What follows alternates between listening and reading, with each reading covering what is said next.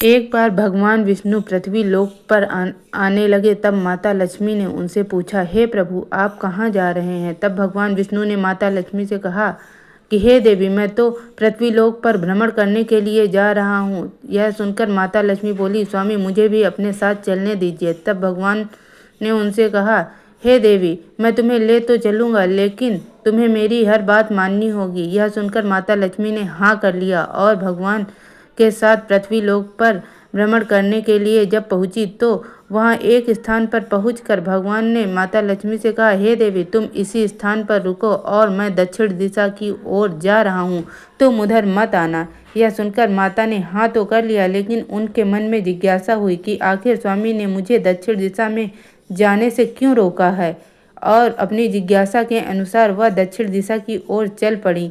रास्ते में उन्हें एक सरसों का खेत मिला। देखते ही देखते उन्होंने सरसों के खेत से कुछ फूल तोड़ लिए और अपना श्रृंगार करने लगी।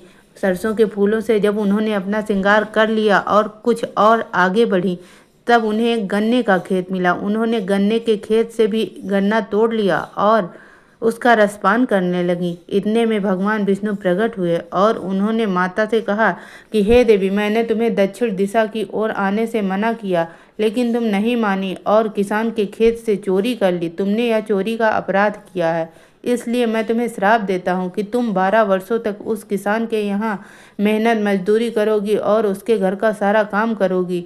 मैं तुम्हें यहीं पृथ्वी लोक पर छोड़कर क्षीर सागर में जा रहा हूँ।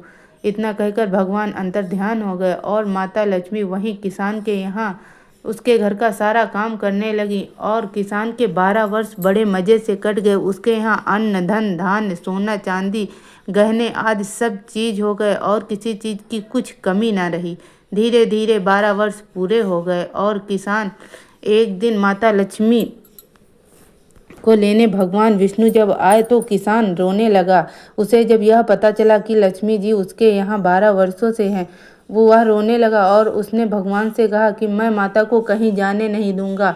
भगवान विष्णु बोले, लक्ष्मी तो चंचला होती है, इसे भला कौन रोक पाया है? लेकिन किसान ने उनकी एक बात नहीं मानी और रोता रहा। किसान को रोता देख माता लक्ष्मी ने कहा कि ठीक है, मैं तुम्हें एक उपाय बताती हूँ जिससे कि मैं तुम्हारे यहाँ से जाऊंगी नहीं।